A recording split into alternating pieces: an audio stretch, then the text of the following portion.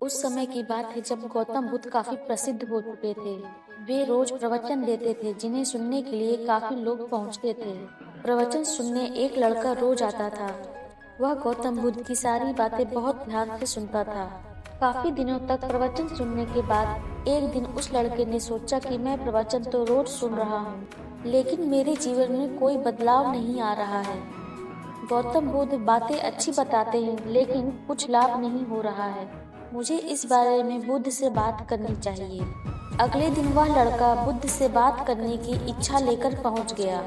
बुद्ध का प्रवचन शुरू हुआ और वह कह रहे थे कि अगर कोई व्यक्ति हम पर गुस्सा करता है तो वह हमसे ज्यादा खुद का नुकसान करता है। अगर हम भी दूसरे के गुस्से का जवाब गुस्से से ही देते हैं तो हम खुद का नुकसान कर लेते हैं।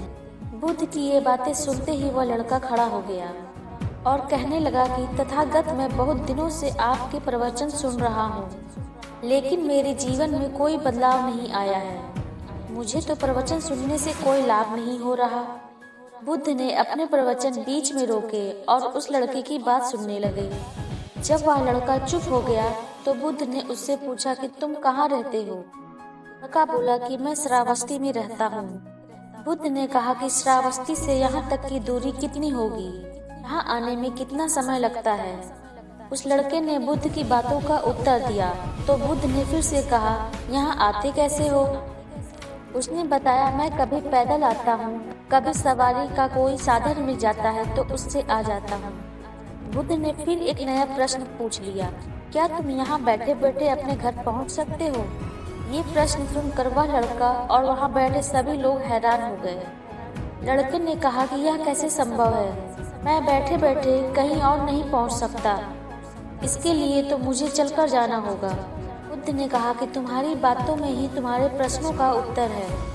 सत्संग सुनने से तब तक कोई लाभ नहीं होगा जब तक कि तुम उन अच्छी बातों को अपने जीवन में उतारते नहीं हो। जब तक तुम अच्छे काम नहीं करोगे, इच्छाओं का त्याग नहीं करोगे, बुराइयों से दूर नहीं रहोगे, तब तक तुम्हारे जीवन में कोई बदलाव नहीं आएगा। सिर्फ प्रवचन सुनने से, यहाँ बैठने से जीवन में कोई बदलाव नहीं होगा। बुद्ध ने आगे कहा कि अगर तुम कोई अच्छा काम करना चाहते हो तो उसके लिए प्रयास करना होगा। विचार करने से काम नहीं होगा। सत्संग में तुम्हें सही गलत बातों की जानकारी मिलती है, लेकिन उन्हें अपने जीवन में किस तरह उतारना है ये तो तुम्हें ही तय करना होगा। तुम्हें प्रयास करने होंगे, तभी जीवन में सुख, शांति और सफलता आएगी। सत्संग करने से हमारी बुद्धि पवित्र रहती है और हमारा मन गलत बातों से बचा रहता है। अगर हम सत्संग नहीं करेंगे तो हमारे विचार भटक सकते हैं। इसलिए अच्छी किताबें पढ़नी चाहिए, अच्छे लोगों के संगत में रहना चाहिए।